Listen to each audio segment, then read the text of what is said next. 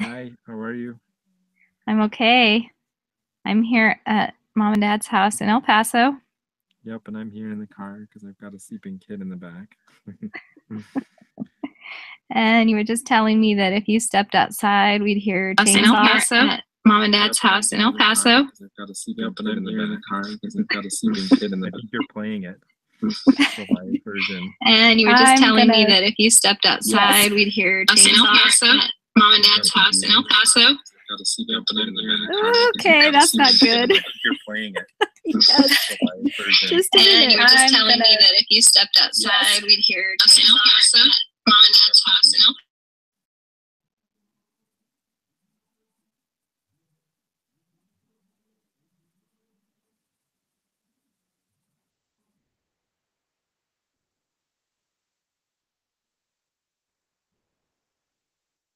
Well, I'm assuming I'm still on this call, although I have nobody to talk to. So, if anybody is out there listening, um,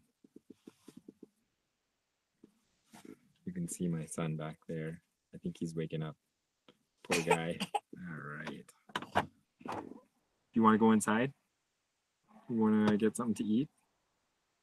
Maybe watch a little show while I'm doing this? All right. Here we go.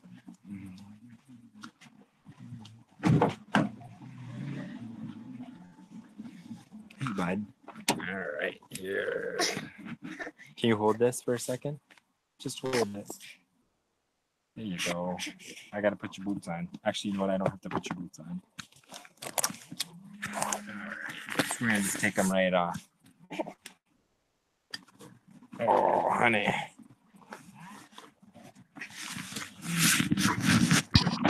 Hi. Hello? Sorry about that.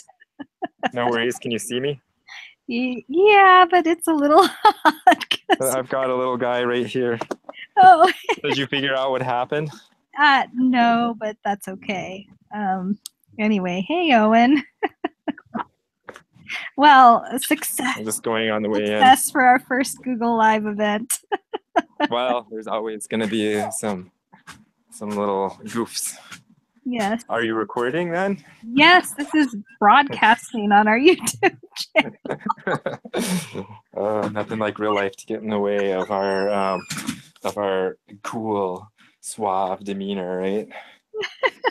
Right. Oops. Which is best, by the way? Is that good or? Yes, that's good. That's I good. think I was holding my phone upside down. Yes, you were. All right.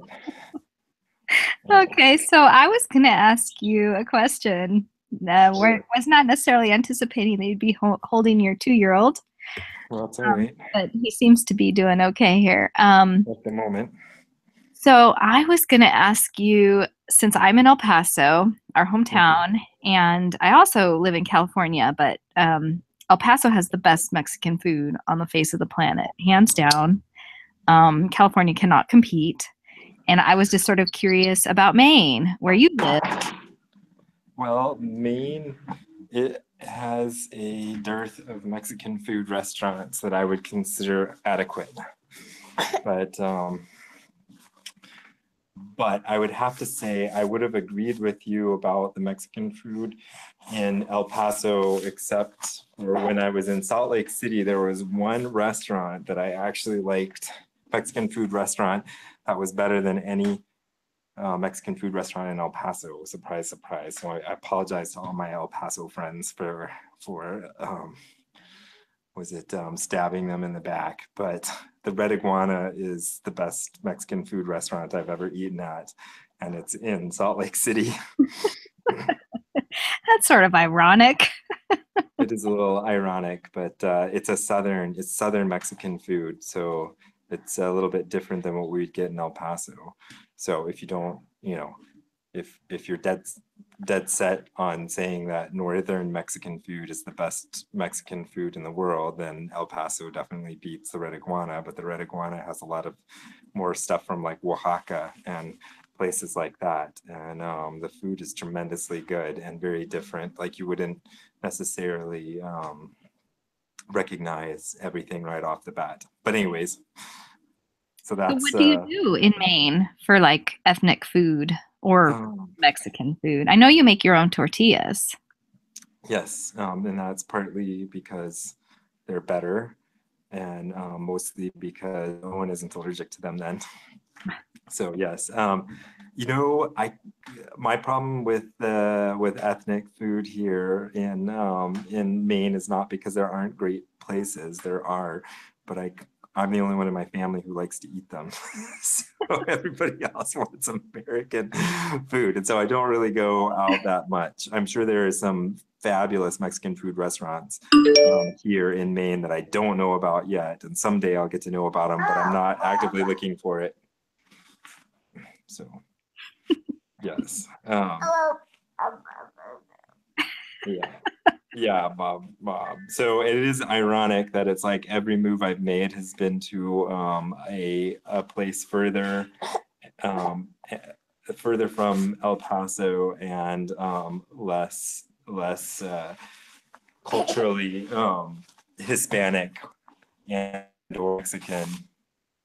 And that's not necessarily a good thing. It just is what has happened in my life. And every time I've moved, it's always been just a little bit weirder in that way. Yeah, bud. Oh. But,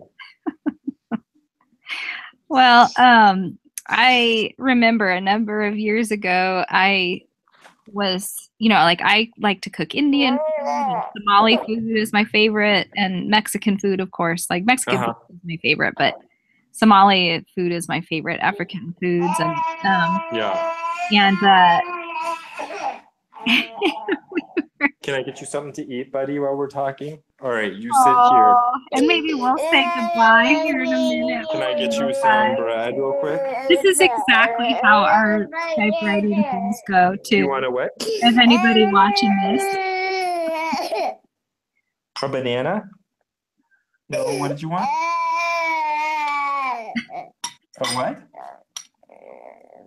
I'm sorry, bud. I don't know what you want. So Somali food? And anyway, we were driving along, and Chris looked at me, and I said, "Oh, I think I'm gonna, make some more Somali food or something tonight." And he looked at me, and he said, "What do you have against white people's food? You never cook white people's food." And I was like, "I guess I don't. I do like potatoes, but yeah, I guess I really like ethnic foods a lot." Yes. Well, I think we grew up in a family that gravitated towards new and novel things from all over the world, which I think is great. What did you want, bud? A what? A sandwich? Oh, poor little guy. We better stop this real life recording. Yes.